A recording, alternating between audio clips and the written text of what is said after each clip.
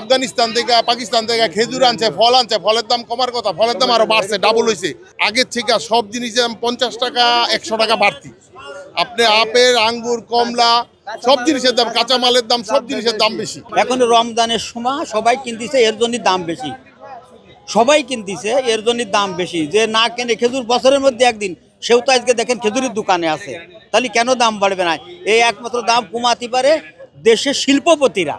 তারা যদি একটু হৃদয়মান হয় যে রমজান মাসে আমরা একটু কম দামে ছাড়বো, মাল সবাই খাক। আরএফএল ওয়াটার পাম্পের রোটর এখন আরো উন্নত আর বিদ্যুৎ সাশ্রয় হয় 20% পর্যন্ত। আজকের রোজার মাঝে দেখেন না খেজুরের দাম কত, 2000 3000 টাকা খেজুর। পাবলিক খাইবো কি? দাম বেশি, যেটা 1100 1500 2000 টাকা, এটা খাইবো ওই যে বিল্ডিং এর মালিক এটা। আর সাধারণ পাবলিকে যেটা মাটিতে পড়ে থাকবো এটা খাইবো। 1 কেজি লইলাম 500 টাকাতে, কিছু করার নাই, কিন্তু তৈব এটা আমি কিনছি দোকানের লাগে।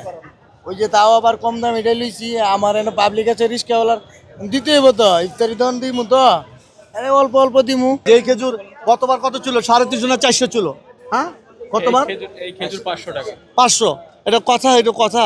সিন্ডিকেট তো অবশ্যই, সিন্ডিকেট আলাদাই তো মেইন।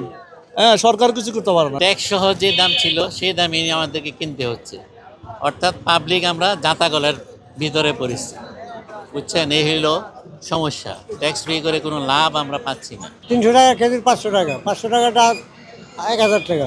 এইটা তো ইম্পোর্টাররা কইতে পারবো, আমরা তো খুচরা দোকানদাররা আর কইতে পারি না। যেটা বেচছি 160 টাকা, এটা আজকে 240 টাকা পাইকারি বাজারে।